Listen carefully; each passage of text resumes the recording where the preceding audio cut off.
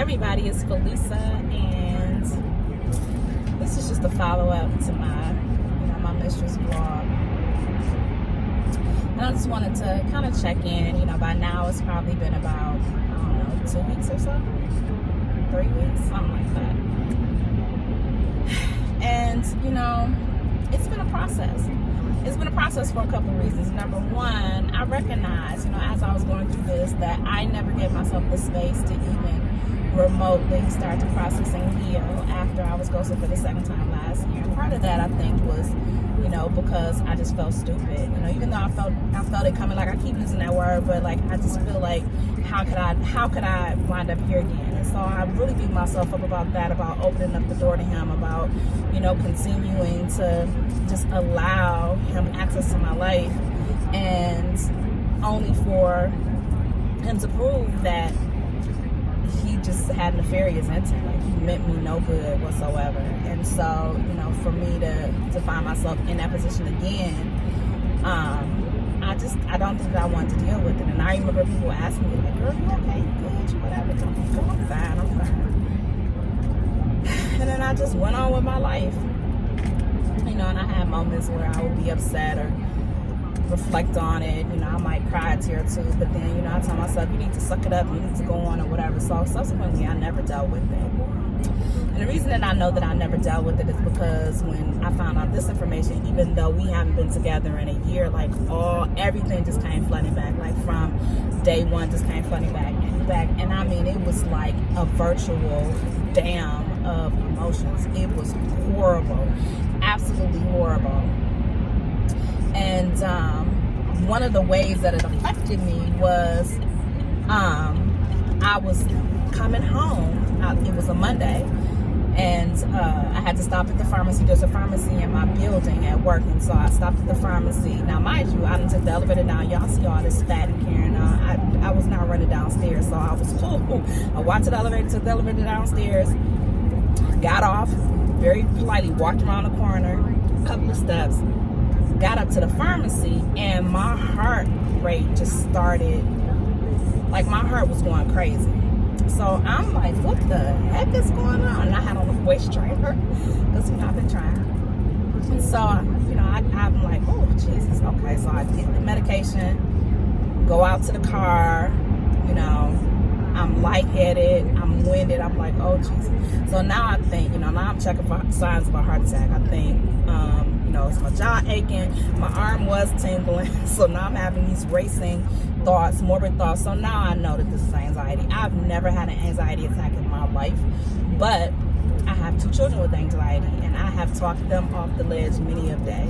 So it's like maybe. So I mean, like, I know the steps to take, but it's almost like trying to coach somebody through childbirth and you ain't got no kids. When they get into that, it's like it's a whole nother awareness and understanding when you go through it yourself. So anyway, I get in the car, I'm doing my deep meditation breathing, my 5-point grounding, something that I can touch, something I can see, something I can taste, something I can smell, that kind of thing. I'm touching, grounding myself.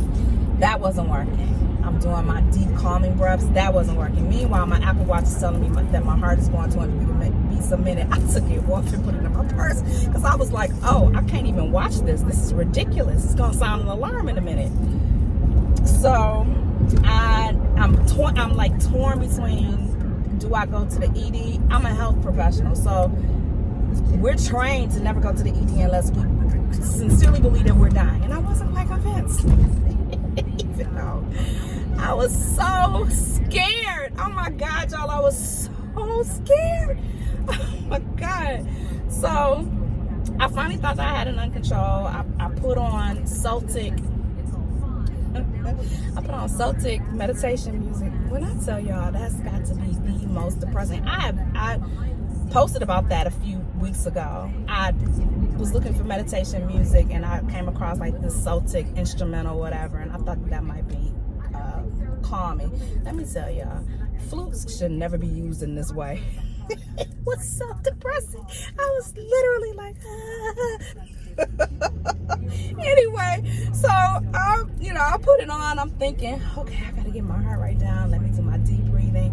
you know, inhale, exhale, whatever. It was not working. By this time, I had driven past the hospital because I thought, you know, it would be okay. My daughters were coming back from out of town. They had taken a road trip.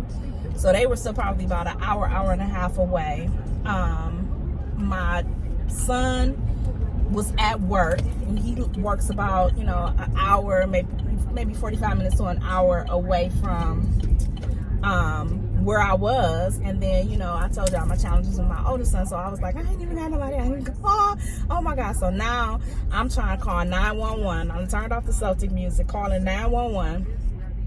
I guess this is turned into another story time. Anyway, call 911. They put me on hold. I was like, this cannot be life. I'm about to code on the freeway, Jesus, all by myself. So then I decide, you know, I'm gonna go over our we have walk-in clinics, and so, you know, they're usually pretty equipped for most things.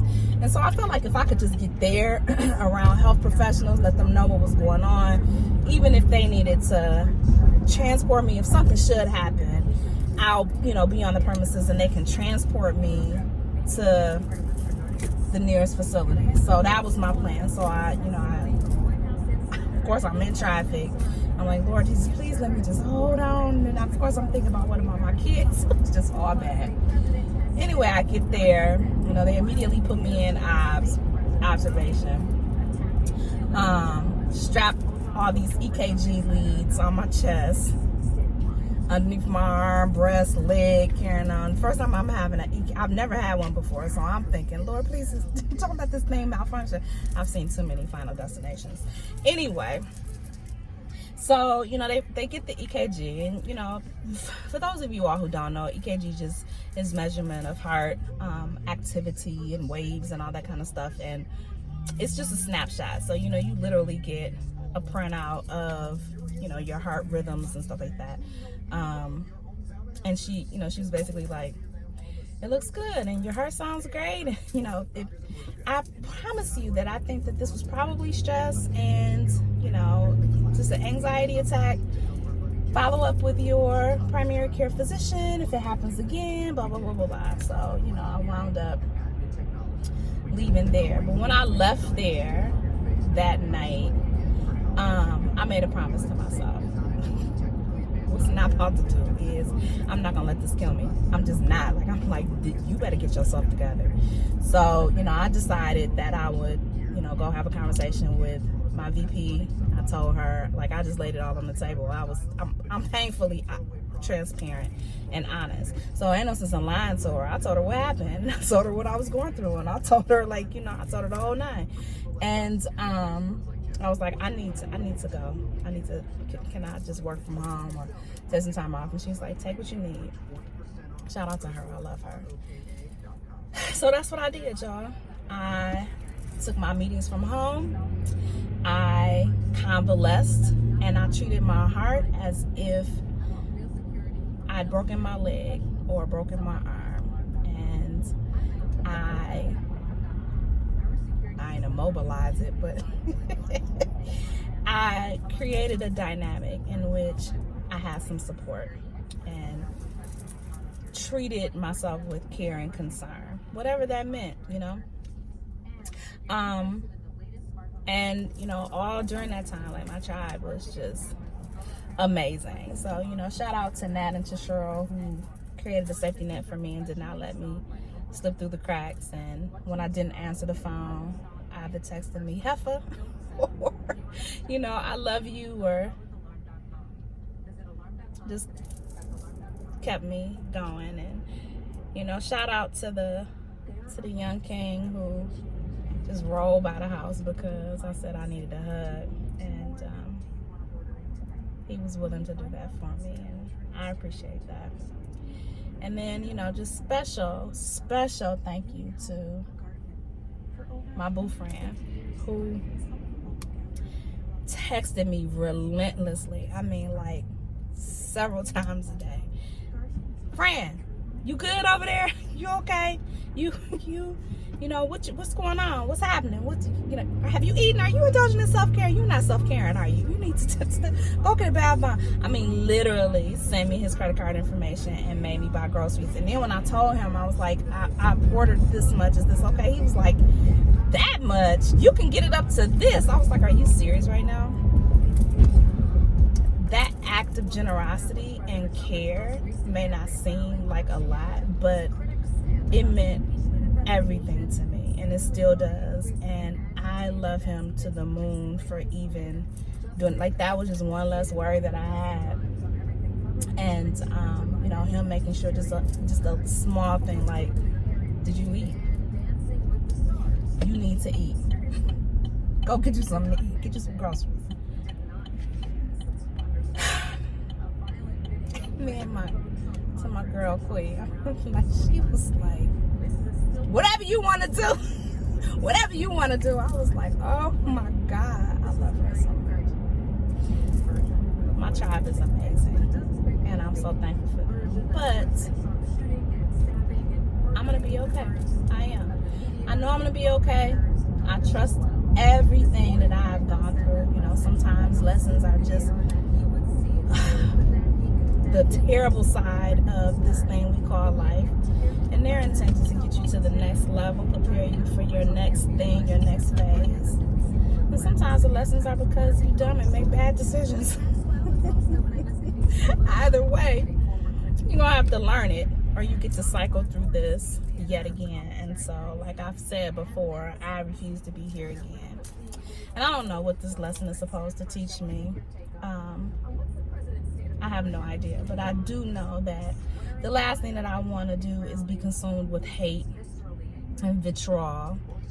I don't want it to compromise my ability to love or to trust or to nurture, you know, any of those things. Now, y'all know I can't be a handful, but my natural nature is to love and to give love and to give an extension of myself, because that's who I believe I was born to be. That's who I was created to be, and I don't want anything, nobody is worth me compromising that and just being a completely different individual. That doesn't mean that I can't put parameters around what I do, how I do it, or who I do it for, but I don't want it to disrupt the core of who I am, the core of who I believe I was created to be. You know, and then lastly, one thing that I want to say, you know, because I've had some conversations with my girlfriends who are like, girl, you should cut that off. I think I did a vlog a while ago about, you know, the kids or what have you. You know, my ex was able to go on with his life and didn't really care much about what happened to my children or, you know, how it affected them. But because I do have abandonment, rejection issues, and I understand what that feels like, that's just not something I can inflict on children, grown or otherwise. Like, it doesn't matter to me.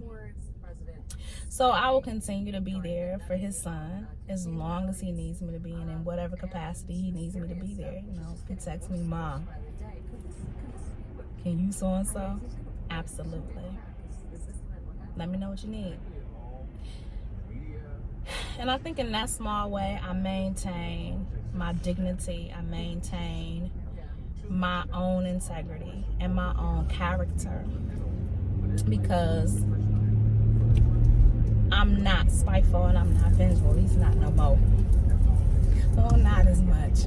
Let me be truthful, because you know my heart. I just want to be a better human being, and I'll continue to strive for that. Yeah, so I wanted to do this update, you know, let y'all know I'm still kicking. I'm still handling it. Send me love and light, good wishes and prayers, all of that. I greatly appreciate it.